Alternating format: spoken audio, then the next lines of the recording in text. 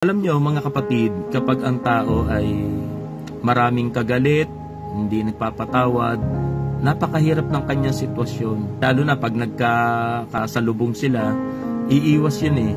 Kapag magkagalit kayo, nag-iiwasan kayo.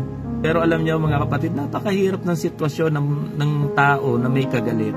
Pag ikaw meron kang kagalit sa bayan, hindi ka mangungunti kang pumunta ng bayan. Parang ayaw mo pumunta na ng bayan.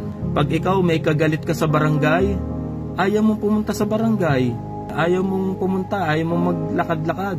So pag ikaw ay may kagalit sa inyong lugar, sa inyong komunidad, sa inyong subdivision, parang ayaw mo nang maglakad-lakad ayaw mo nang maggala kasi makikita mo yung mga kagalit mo.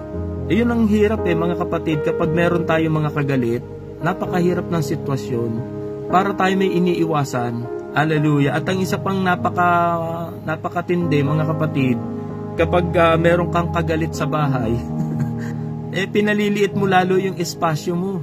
Imbis na malaya kang nakakalabas sa iyong tahanan dahil merong kagalit mo yung asawa mo, hindi ka tuloy makalabas ng kwarto.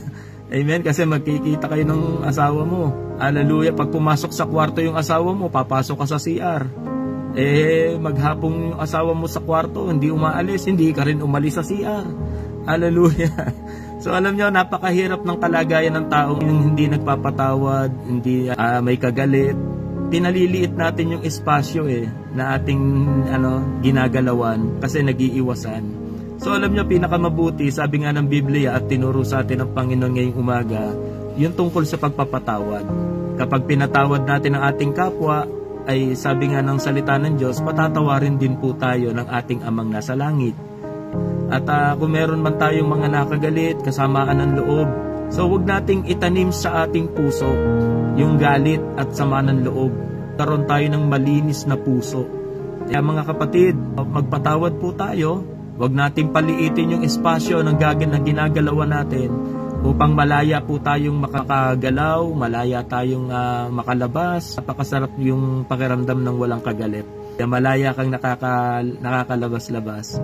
Kaya isa itong mensahe ng Diyos sa atin ngayong umagang ito. Kapatid, kung meron kang kasamaan ng loob, kung meron ka pang kagalit, magpatawad na. So kung gusto mo makarating sa langit na bayan, yung galit, alisin na po natin sa ating mga puso. So purihin ang Panginoon, at kung babasahin natin ang aklat ng Galatia chapter 5, hindi tatanggapin sa kaharian ng langit ang gumagawa ng gayong mga bagay, at nakasulat po doon yung galit at sama ng loob.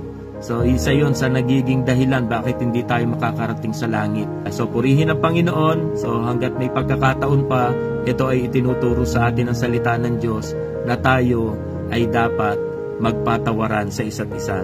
Sa gayon, papatawarin din po tayo ng ating Amang nasa langit. Purihin ang pangalan ng Panginoon.